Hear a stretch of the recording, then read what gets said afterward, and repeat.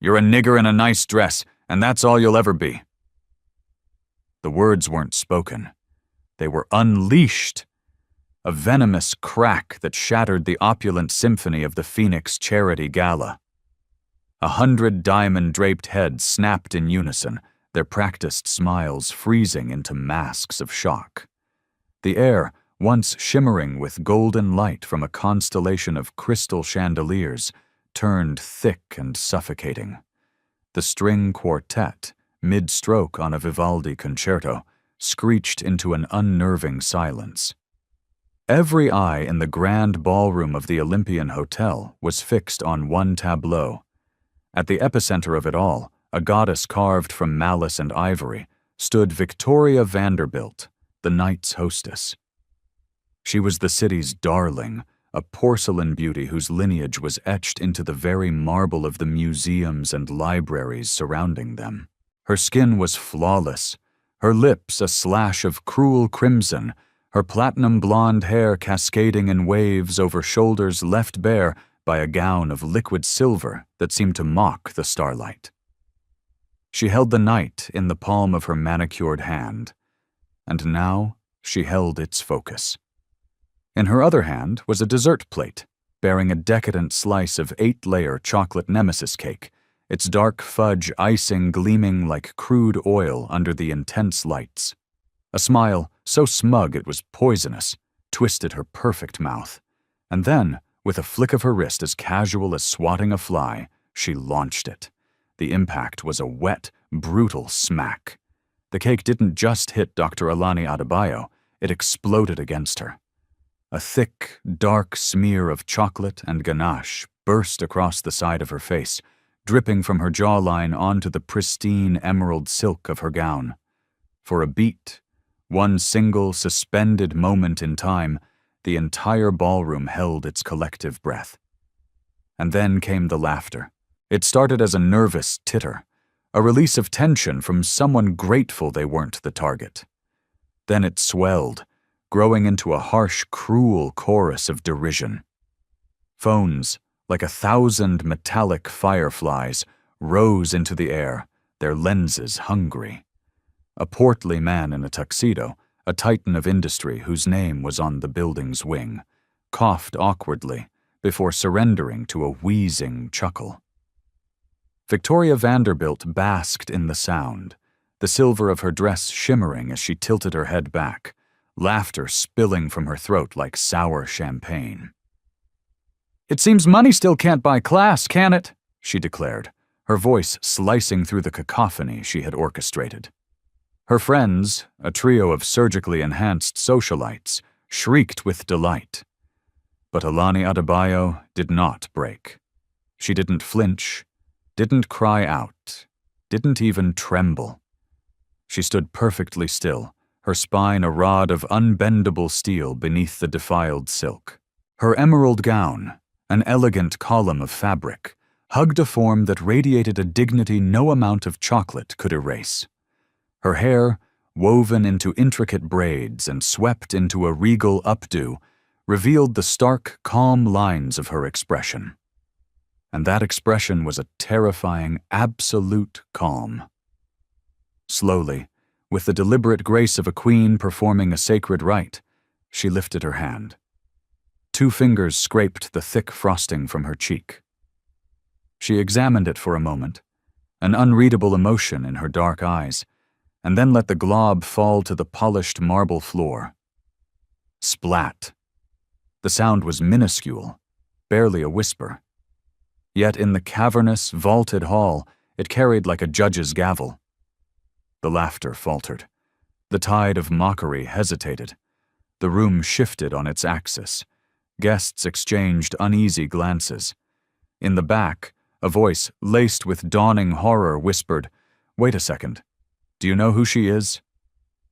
Victoria, emboldened by what she perceived as a victory, swirled the champagne in her flute.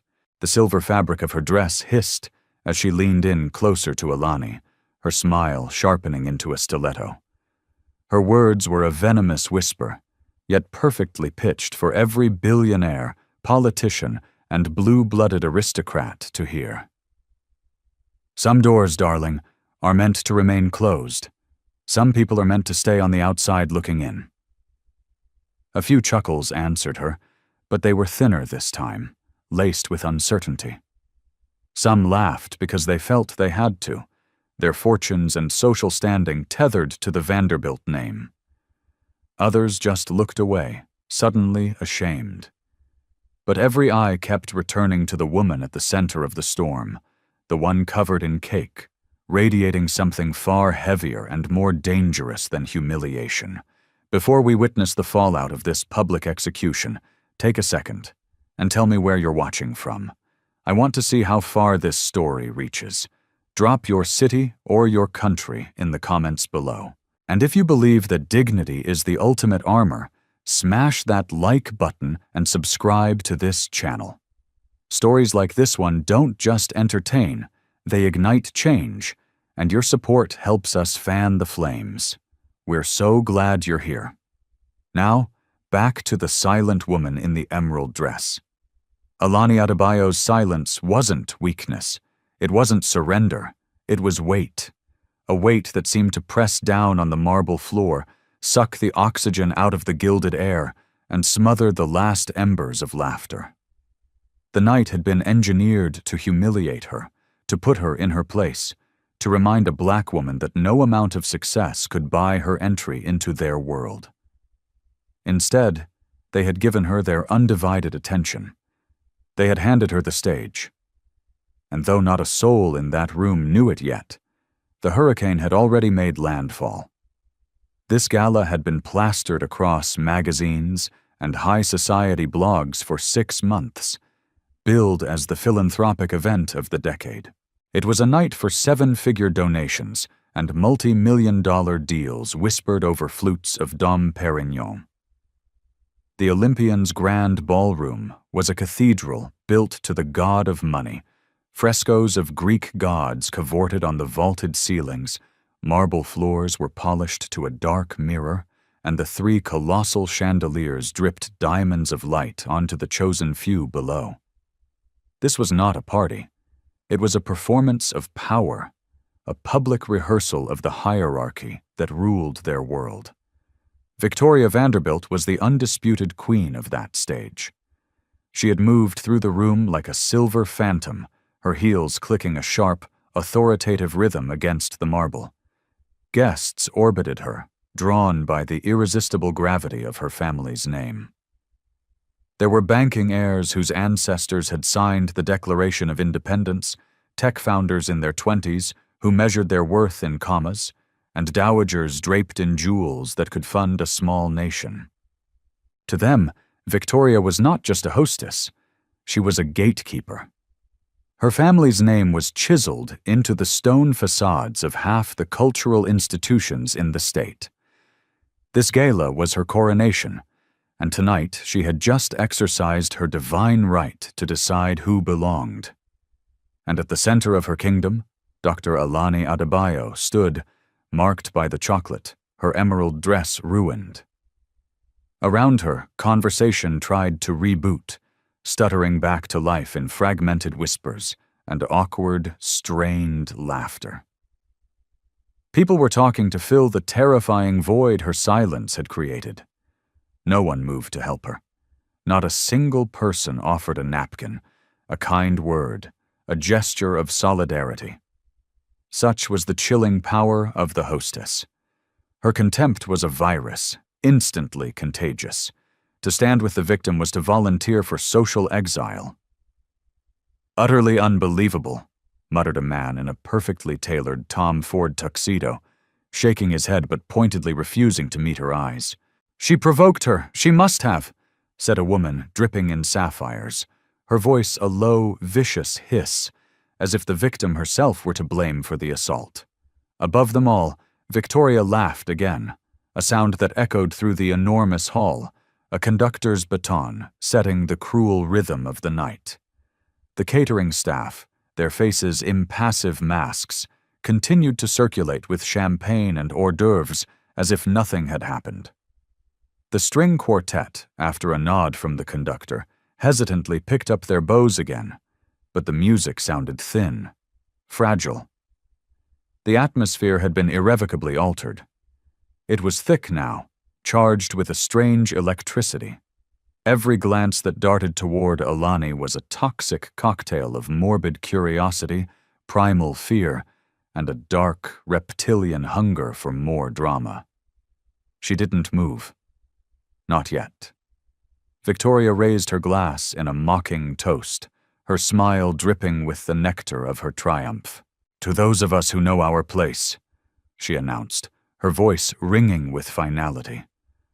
A ripple of forced, hollow chuckles answered her. Guests lifted their glasses, their eyes darting nervously, desperate to align themselves with her power without completely drowning in her cruelty. What none of them saw, what their privilege blinded them to, was the stillness of the woman they were mocking.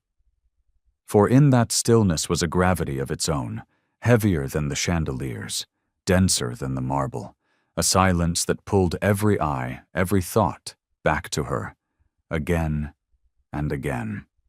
The ballroom belonged to Victoria Vanderbilt, or so it seemed, but a tsunami does not announce itself with a trumpet.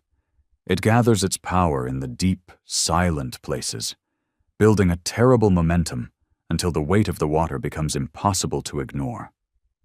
And tonight, the tsunami was standing quietly in an emerald dress, watching, waiting, and calculating.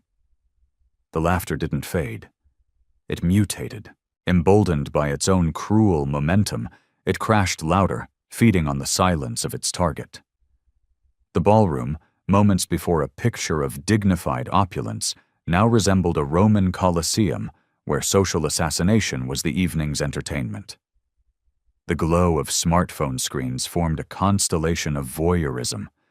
Red recording dots blinked like malevolent eyes from a sea of tuxedos and designer gowns, capturing Alani's humiliation from 100 different angles.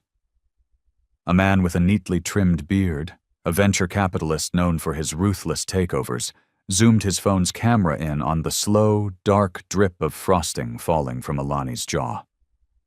A young influencer, barely 20, with millions of followers, turned her phone to her own face, whispering into the microphone. "OMG, you guys, you are not going to believe what is happening at the Vanderbilt Gala. Total meltdown. Epic fail. Wait till you see this. Orsham." She giggled, flipped the lens back toward Victoria, and raised her glass in a silent cheer. Victoria was drinking it in, a narcissist at a feast. She strutted to the edge of the low dais, the silver silk of her gown molding to her body, her smile wide enough to be a wound. She gestured with her flute toward Alani. "You see?" she crowed, her voice a clarion call of contempt that silenced the murmurs. "Proof that money can get you a ticket to the party." She paused for effect, letting the cruelty hang in the air. "But it can never, ever buy you belonging." The crowd roared. Some clapped enthusiastically, others merely smirked, their amusement a shield for their cowardice.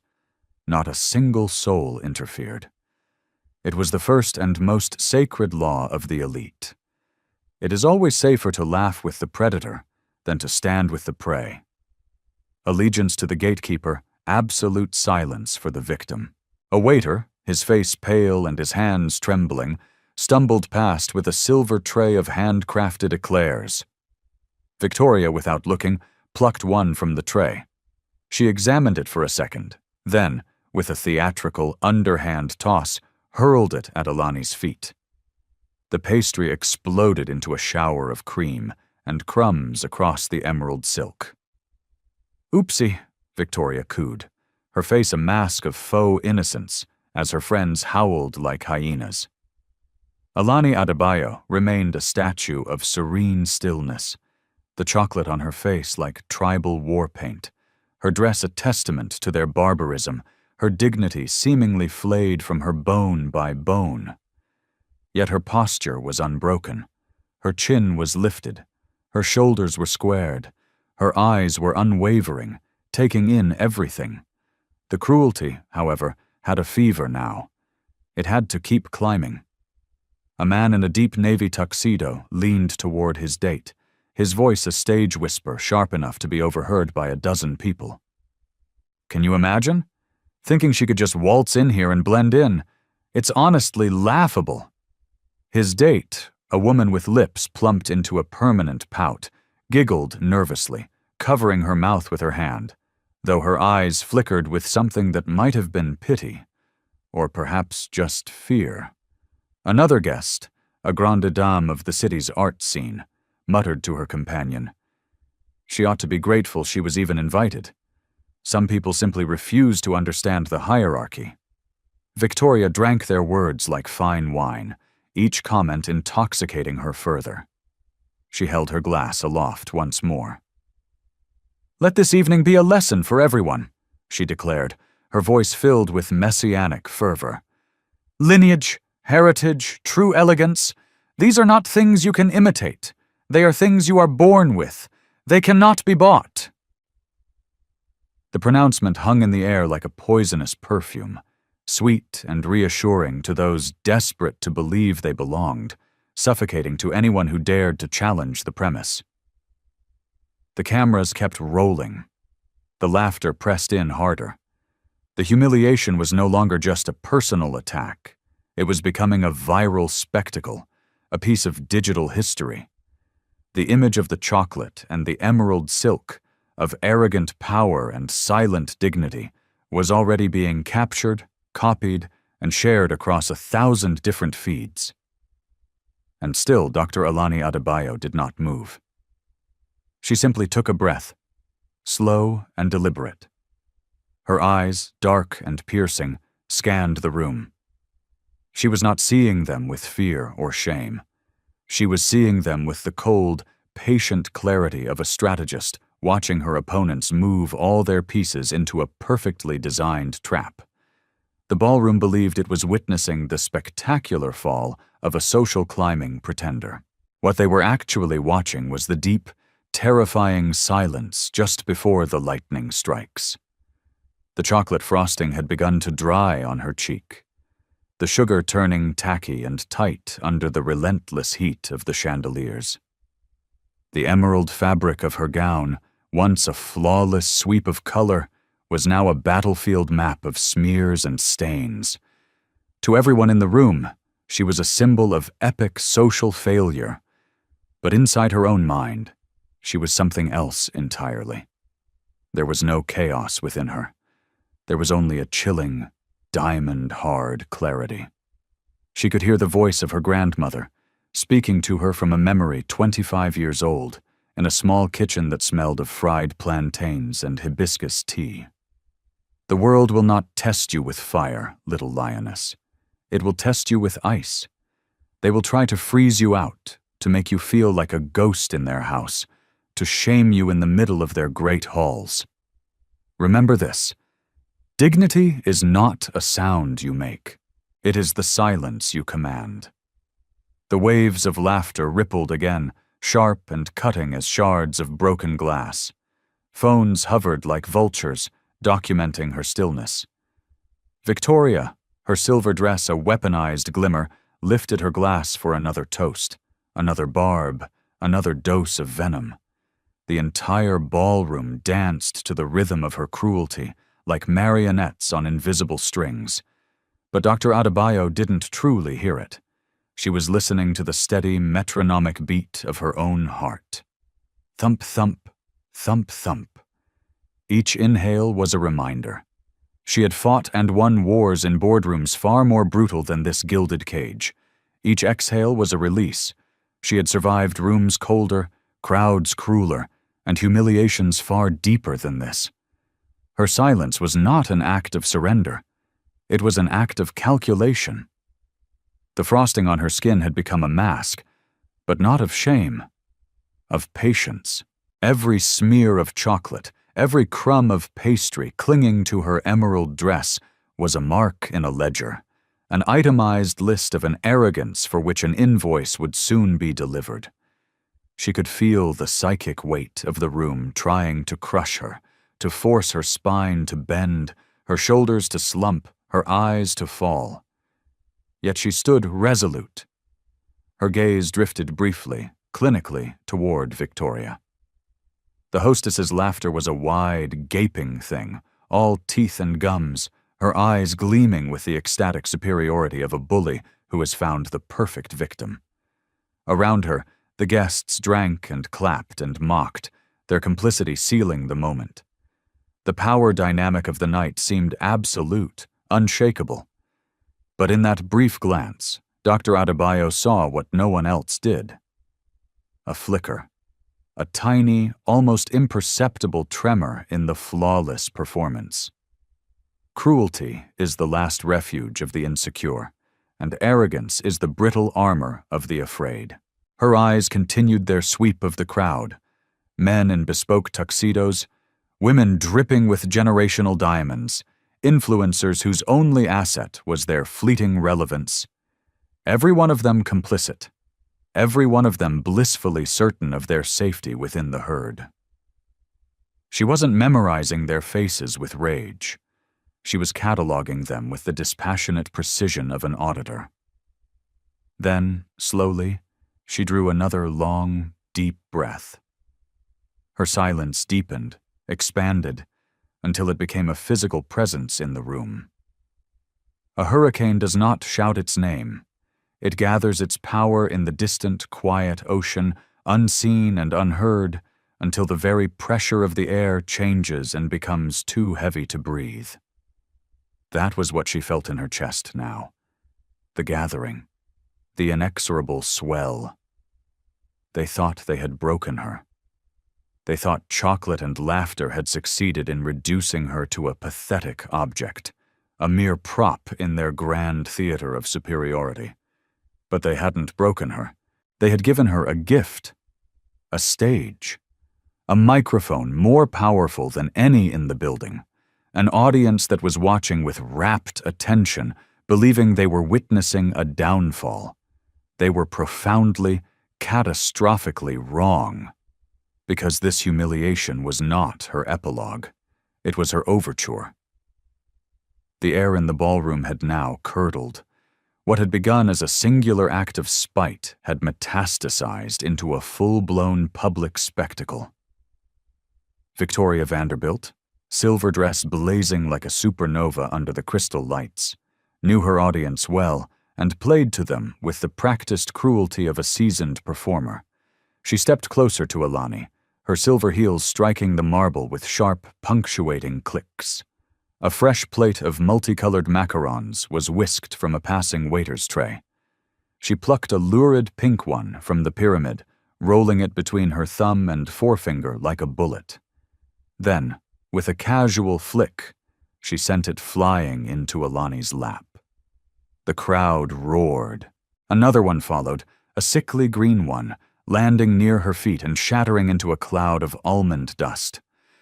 "Oh, darling," Victoria purred, her voice dripping with condescending pity, loud enough to be captured by every phone. "That emerald is such a delicate color. What a shame it stains so easily." The laughter came faster now, sharper, more feral. The phones rose even higher. A young socialite, whose grandfather had built his fortune on predatory lending, whispered to her companion, "This is absolutely savage. I love it." Her own camera was shaking slightly as she struggled to keep it steady. An older matriarch, a string of perfect pearls glistening at her throat, chuckled into her glass of Chardonnay, having long ago made the choice to find amusement in the suffering of others rather than question her own conscience. Victoria began to circle Alani, a silver shark circling her prey. "You see, ladies and gentlemen," she announced, raising her champagne flute as if delivering a lecture, "our guest tonight thought a fat bank account could buy her a crown, but crowns are not for sale." She leaned in conspiratorially. "Crowns are inherited. Crowns are born." The words struck like polished stones. A few gasps of feigned shock mingled with the sounds of genuine, cruel delight. The crowd was no longer just watching. They were participating, feeding on the spectacle like piranhas. Every sneer, every smirk, every clinking glass was another nail in the coffin of decency. Alani remained utterly still. Her emerald dress, now a disaster of chocolate, cream, and macaron dust, clung to her like a banner of quiet endurance. Her face was a mask of unnerving calm, but her refusal to collapse seemed only to infuriate the room further. Victoria noticed. The triumph in her smile flickered, replaced by a flash of annoyance, and then it sharpened into pure venom. She leaned in so close their faces were almost touching, whispering for the benefit of the nearby microphones and cameras. "You should be grateful, you know. I've given you more attention tonight than you will ever deserve in your entire life." The blatant cruelty drew a fresh round of applause. Someone started clapping slowly, mockingly. From the back, a man's voice, thick with liquor and entitlement, shouted, "Show her the door!" And with that single cry, a chant began. Quietly at first, then gaining volume. "Out! Out! Out!" Victoria Vanderbilt spread her arms wide, a malevolent conductor basking in her orchestra of contempt. Her silver dress shimmered, her grin widened, and she made a grand, theatrical gesture toward the ballroom's massive gilded doors. The chant rose to a roar, the phones filmed with fervor, the humiliation reached its terrible peak. But amidst the jeers, the insults, and the deafening chaos, Dr. Alani Adebayo's silence remained a fortress, untouched and unbreached. She stood in the very eye of the hurricane, a column of stone in a raging sea, absorbing every insult, every laugh, every syllable of the chant. And in her stillness, something unspoken, something powerful, began to shift the very foundations of the room. The mob believed they were casting her out. They had no idea they were simply setting her stage. The cruelty had finally reached its crescendo. What was about to happen next would silence every last one of them. The chant was a physical force, echoing off the marble walls and crystal chandeliers. "Out! Out! Out!" It thundered with the righteousness of a verdict delivered, swelling with each repetition until the very air seemed to vibrate with the sheer power of their collective scorn. The faces in the crowd gleamed with a feverish mixture of sweat and malice, their phones held high, red recording lights blinking like a horde of watchful, unforgiving eyes. Victoria was ecstatic. She raised her arms higher, a malevolent priestess conducting the ritual sacrifice. Her silver gown blazed as she spun in a slow, triumphant circle, displaying the crowd's unwavering allegiance as if their derisive laughter were diamonds woven into her dress. "You see," she screamed over the deafening noise, "this is what happens when pretenders try to wear crowns they haven't earned." And still, she stood. Dr. Alani Adebayo did not move. The chant was a tidal wave crashing against a granite cliff.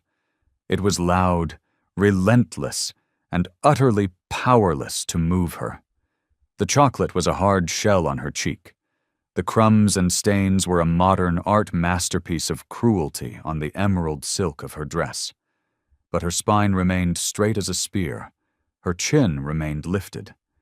And then it happened. She raised her hand. Not quickly, not in a desperate plea for mercy, but with the calm, measured deliberation of a monarch calling for silence in her court.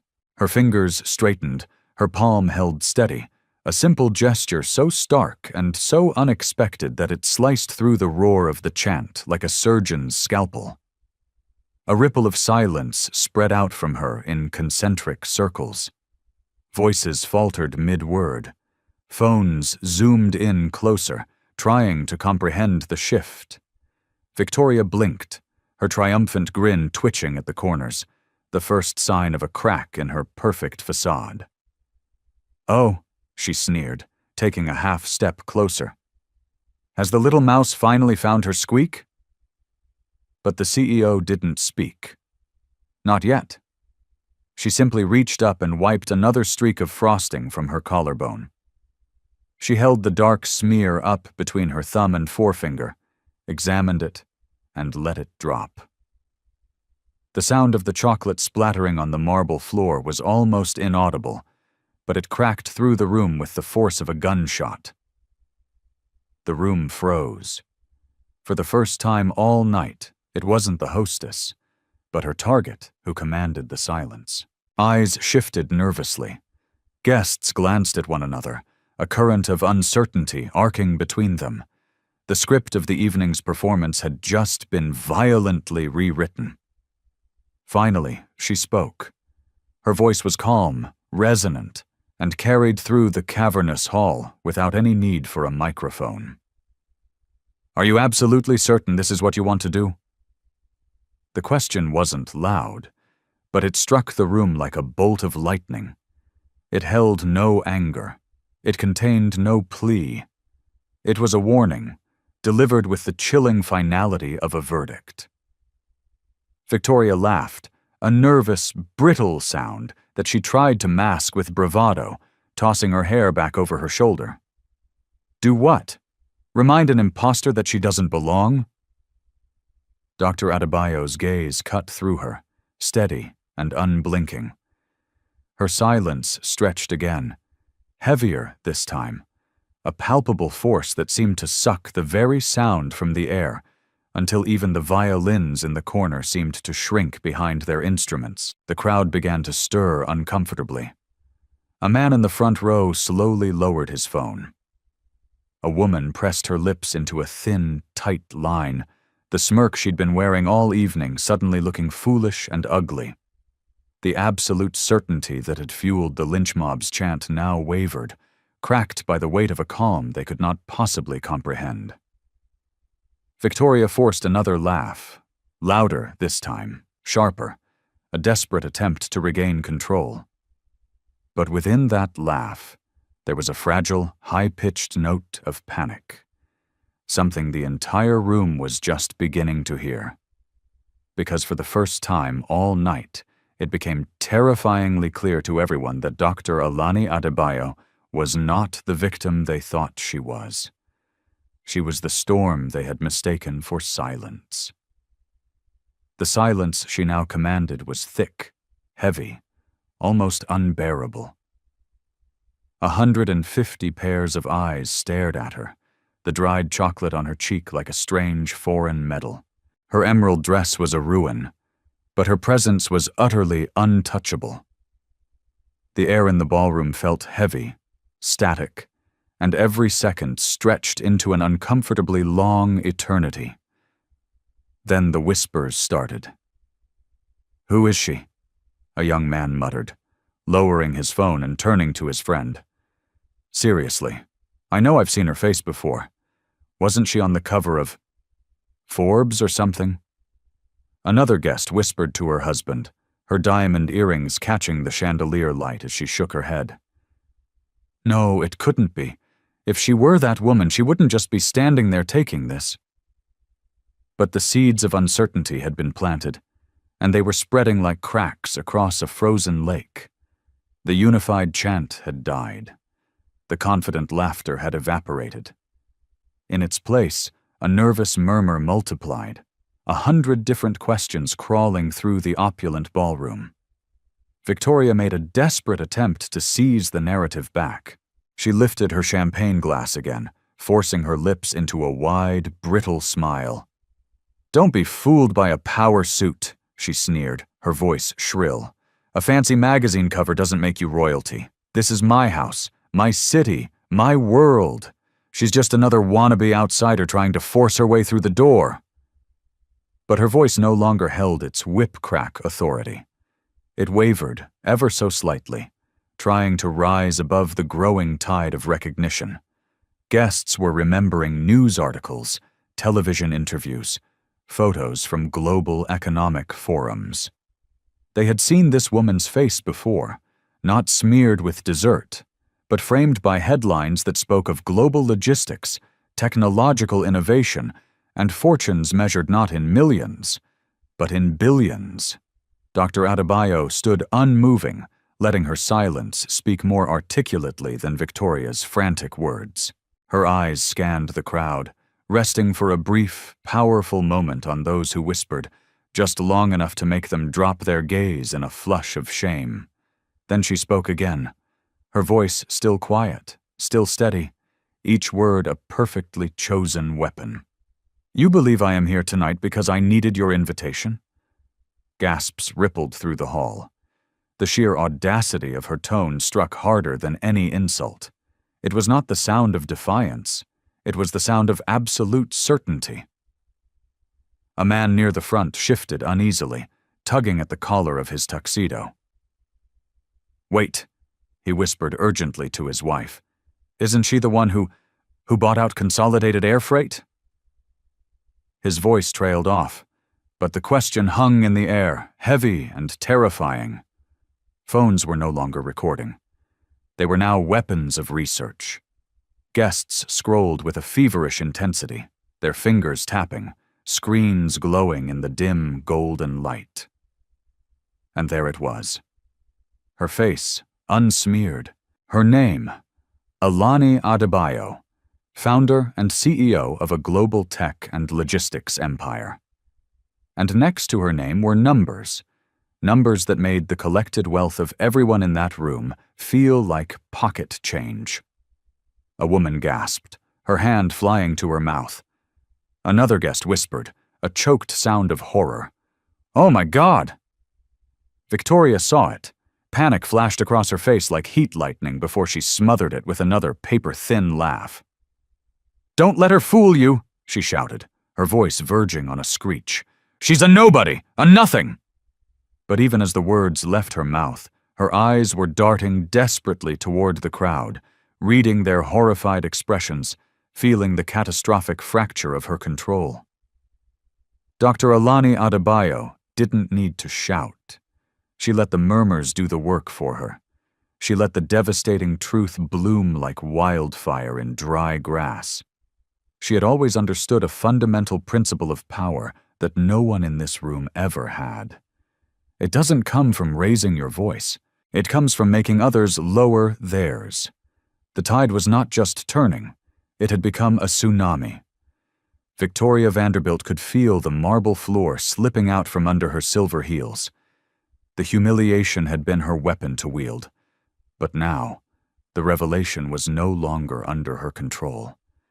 And the storm, silent for so long, was finally, terrifyingly, about to break.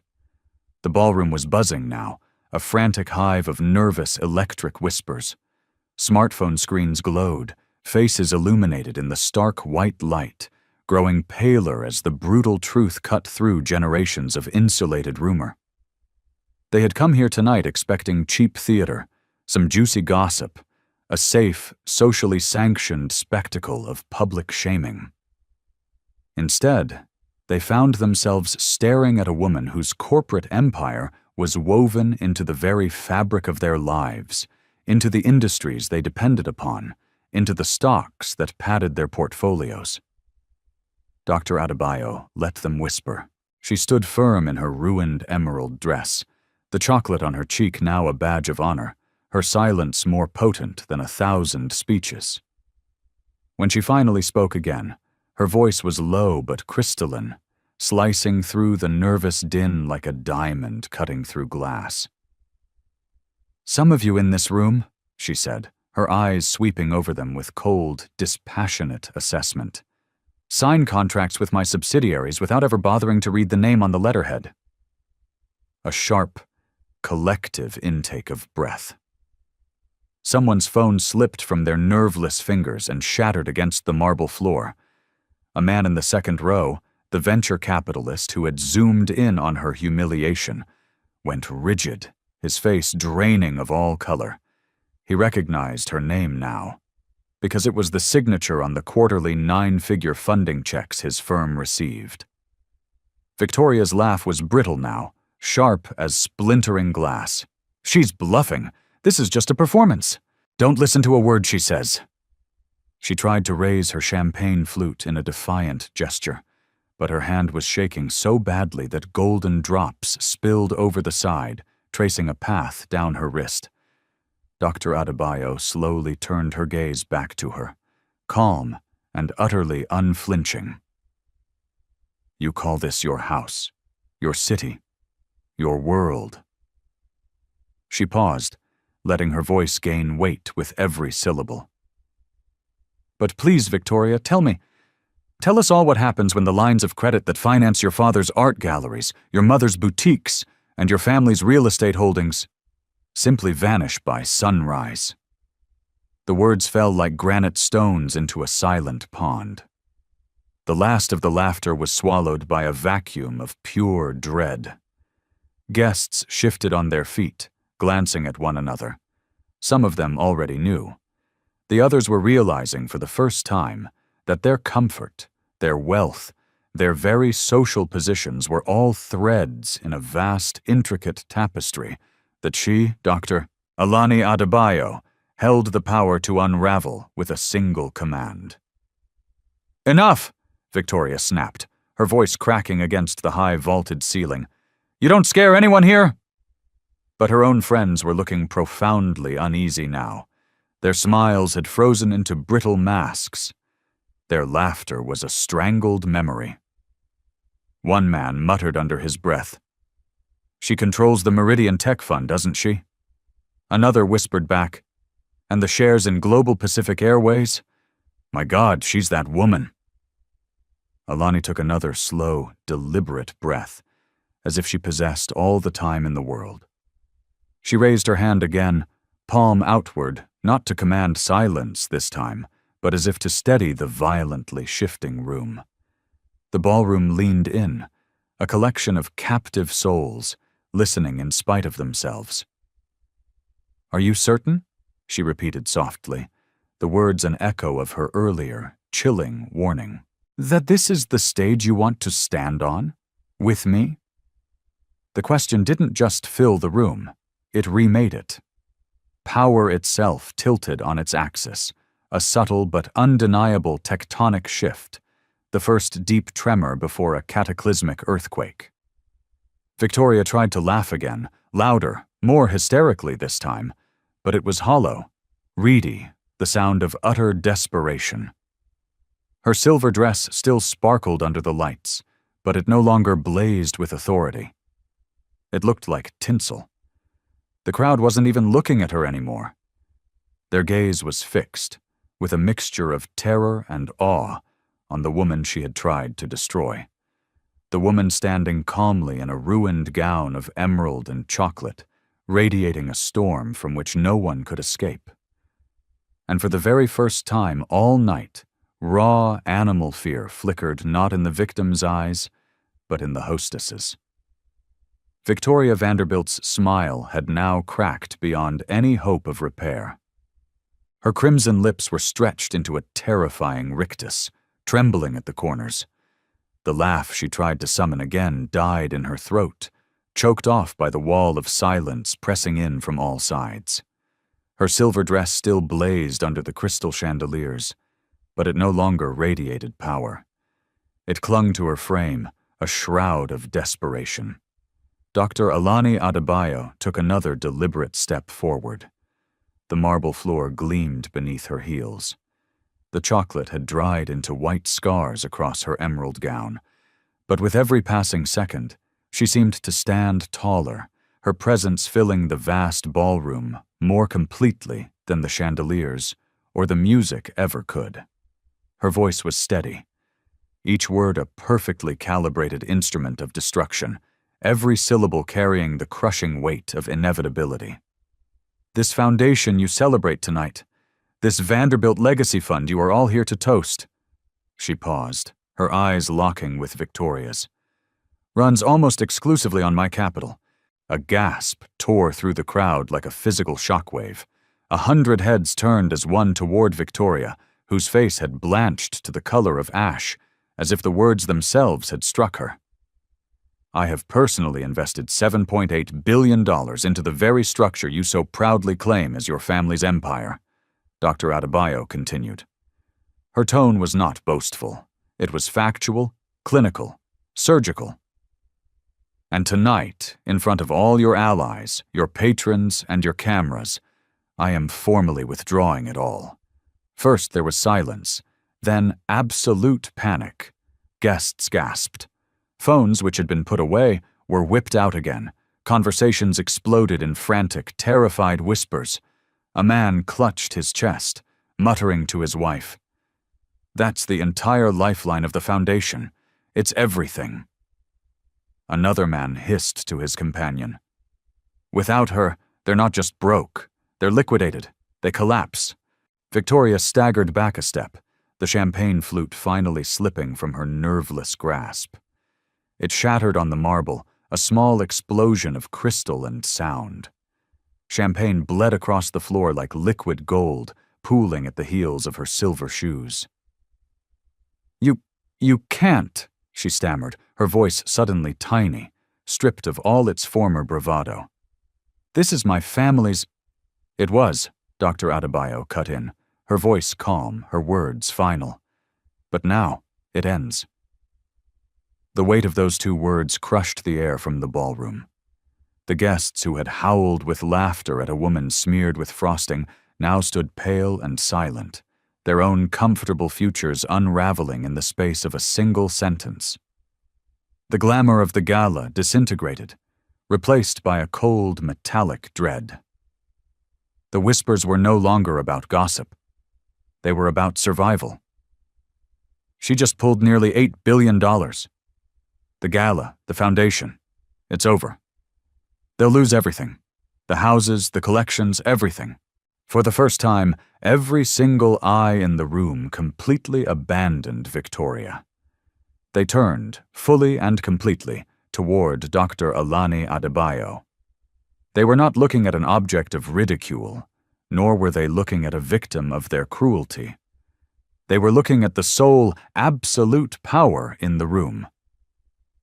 Victoria tried to speak again, but her voice broke into a pathetic, whispered sob, drowned out by the storm she herself had summoned. Her invisible crown, the unspoken authority she had wielded so brutally all night, had shattered, and everyone in the room saw the glittering fragments of it lying at her feet. Dr. Adebayo raised her chin, steady, unbroken, and let the silence hang for 10 long seconds, sealing the truth in amber. The humiliation had not just flipped. It had become an annihilation.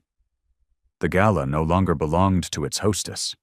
It belonged to the woman she had tried to destroy. And the empire that had spent a century mocking the outside world was crumbling to dust before their very eyes. The ballroom imploded into chaos. What had been a shrine to refined privilege moments earlier now devolved into a scene of raw panic. Phones buzzed with frantic calls and messages. Diamond-studded patrons, their faces pale, clutched their devices as if that $7.8 billion had been vacuumed directly from their own accounts.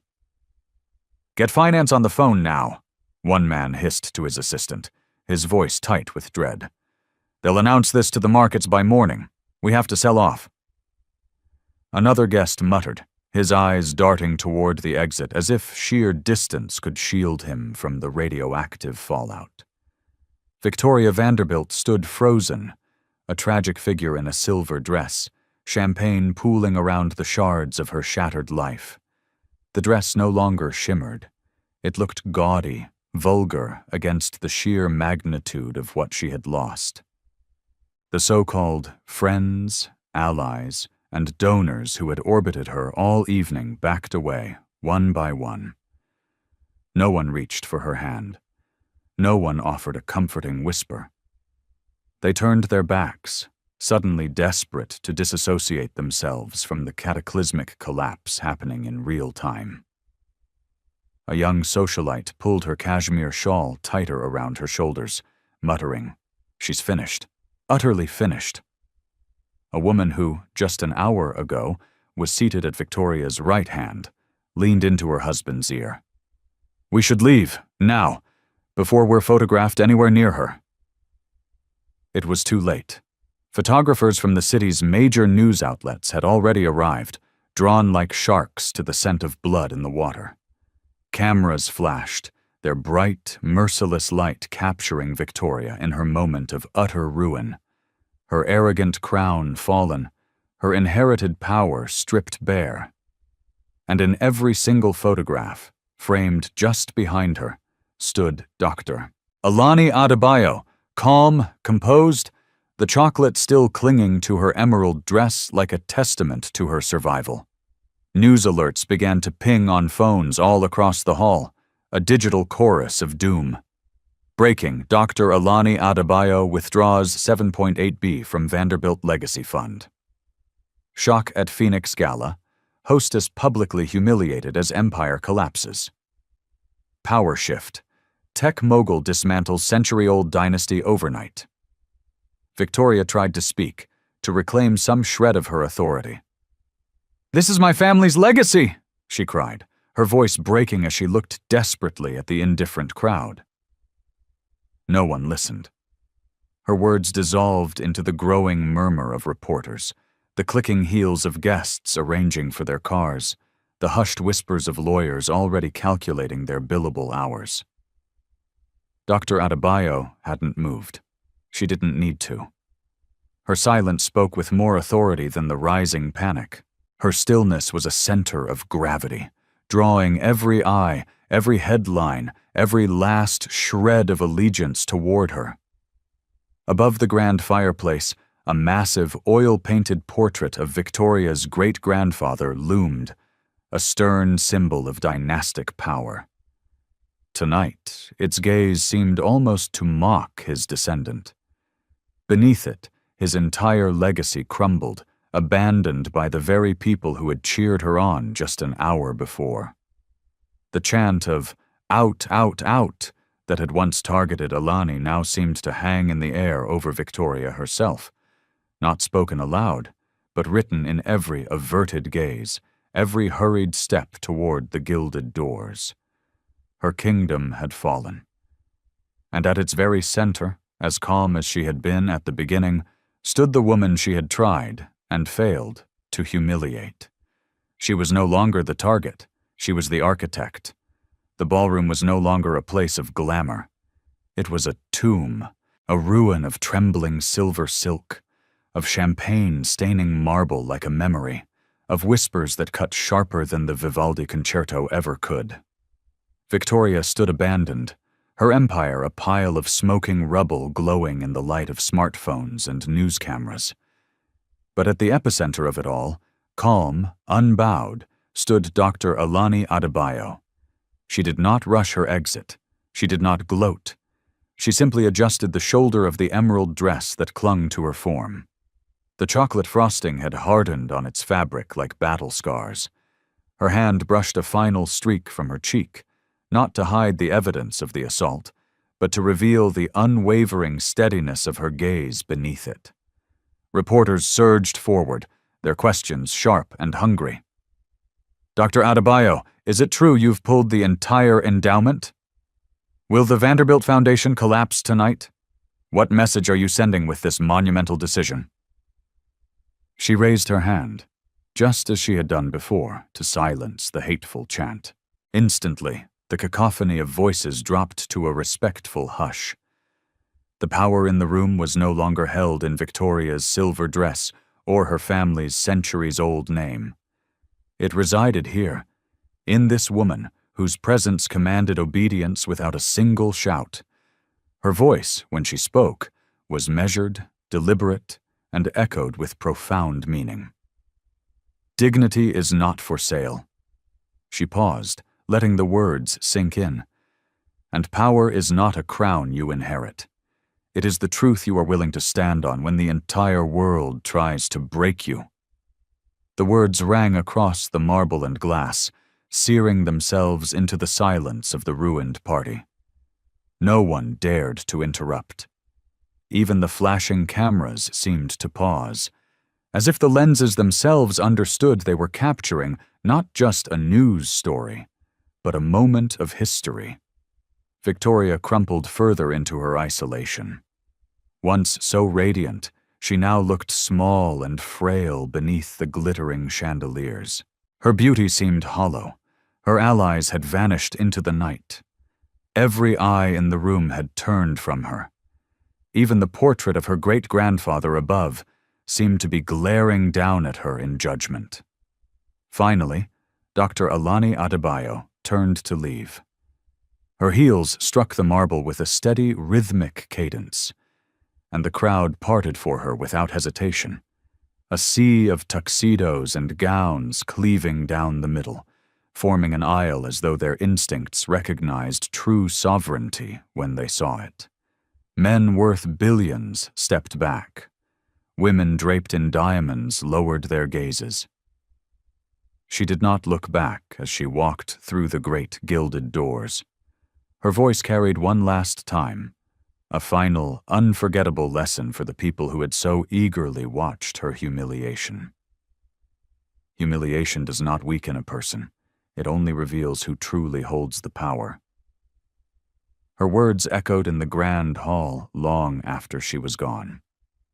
Outside, cameras flared like a man-made lightning storm. Journalists surged forward, broadcasting her walk into the cool night air as though it were a coronation. The headlines had already written themselves, but the truth was far larger than any ink or pixels. It was in the indelible image of a woman who had walked through a hurricane of hatred and emerged not just unscathed, but untouchable. Back inside the ballroom, a funereal silence lingered. Victoria finally collapsed into an empty chair, her silver dress pooling around her like the ruins of a fallen throne.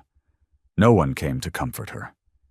The ghost of the chant, "Out! Out! Out!" whispered through her memory, but this time it was hers, and hers alone, to hear. This story serves as a powerful reminder that the world is changing. The old guards of inherited power and privilege are being challenged by a new kind of authority, one that is earned through resilience, intelligence, and an unbreakable spirit. If this story moved you, if you believe in the power of standing your ground, then share this video, subscribe for more stories that matter, and hit that notification bell so you never miss an update. Thank you for being a part of this community. Thank you for watching.